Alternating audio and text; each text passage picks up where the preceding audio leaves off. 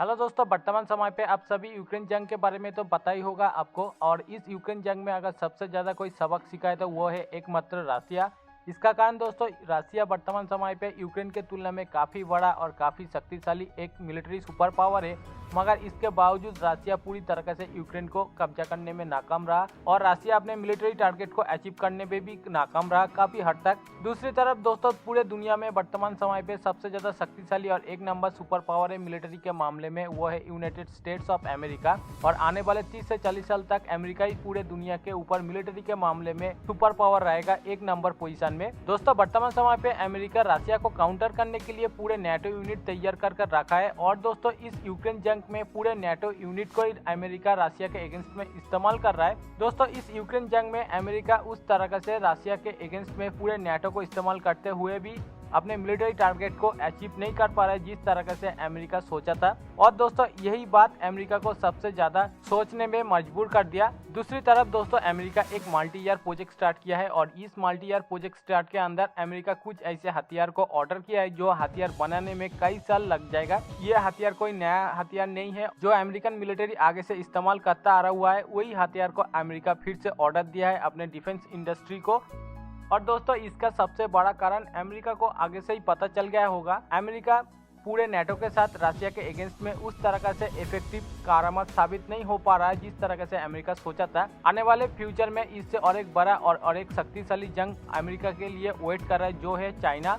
दोस्तों, आने वाले फ्यूचर में बहुत जल्द चाइना ताइवान के ऊपर इन्विजन कर सकता है और अमेरिका उसी बात को इस समय से ही तैयारी कर रहा है। अमेरिका को बहुत अच्छी तरह से पता है जिस तरह से रसिया के अगेंस्ट में नेटो अमेरिका को साथ दे रहा है, उस तरह से चाइना के अगेंस्ट में नेटो अमेरिका को उतना अच्छा साथ नहीं देगा। अगर चाइना के साथ अमेरिका का कोई जंग हुआ तो वह जंग कोई जमीनी जंग नहीं होगा, ये जंग होगा टोटली समंदर के ऊपर और एयर स्पेस के ऊपर। और इसी बात को अमेरिका आगे से सोचकर आगे से तैयारी कर रहा है। अमेरिका ये जो हथियार ऑर्डर किया है ये चाइना के अगेंस्ट के लिए ऑर्डर किया है, क्योंकि अमेरिका इस समय पे जिस तरह से यूक्रेन को हथियार देकर सपोर्ट कर रहा है, उस तरह से अमेरिका के साथ अगर चाइना का कोई जंग होता है तो आने वाले फ्यूचर में तो इस साउथ चाइना सी रीजन में जितने भी सारा देश है अमेरिका को सपोर्ट करता है, उस समय पे अमेरिका ये सब हथियार उन सभी देश को एड के तौर पर देकर उन सभी देश को चाइना के अगेंस्ट में उतर सकता है। दोस्तों, ये हथियारों का लिस्ट में सबसे पहला नंबर है आर्टिलरी सेल्स का। अमेरिका ने 8,64,000 का 155 mm का आर्टिलरी सेल को ऑर्डर किया है, जिसको बनाने में कई साल लग जाएगा।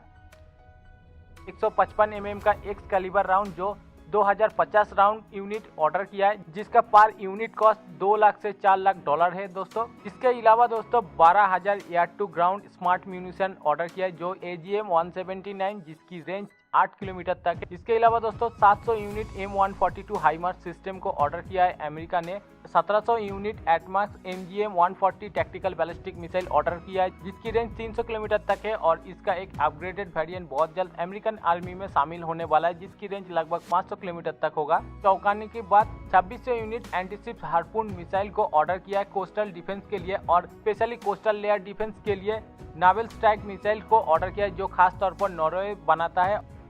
1,60,000 यूनिट GMLRS रॉकेट को ऑर्डर किया है अमेरिका। एयर डिफेंस के लिए 3850 यूनिट पैट्रियट PAC-3 मिसाइल्स को भी ऑर्डर किया है। और दोस्तों, मैनपैड के लिए FM-92 stringer missile 5,600 unit order किया है।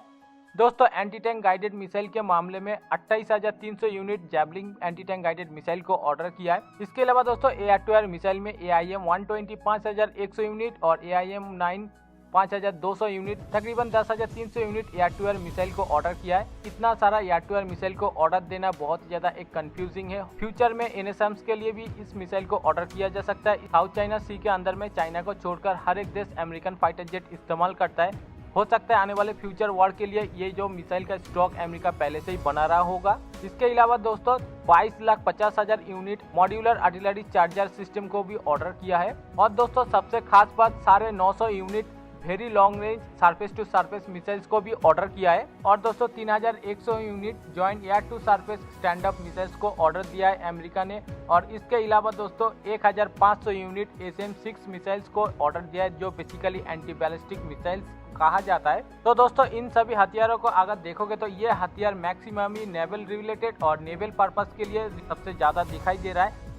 और हो सकता है आने वाले फ्यूचर में चाइना के साथ अकेला अमेरिका जंग नहीं लड़ सकता है। इसलिए इन सभी देशों को अगर इमरजेंसी के तौर पर ये सभी हथियारों को एड के तौर पर अगर देना पड़े तो अमेरिका पहले से ये स्टॉक को बढ़ा रहा है इस समय पे। तो दोस्तों ये था एक बहुत खास अपडेट, आने वाले फ्यूचर में चाइना के अगेंस्ट के लिए अमेरिका का तैयारी। इसके बारे में आप क्या राय रखते हो आप जरूर कमेंट करके बताना।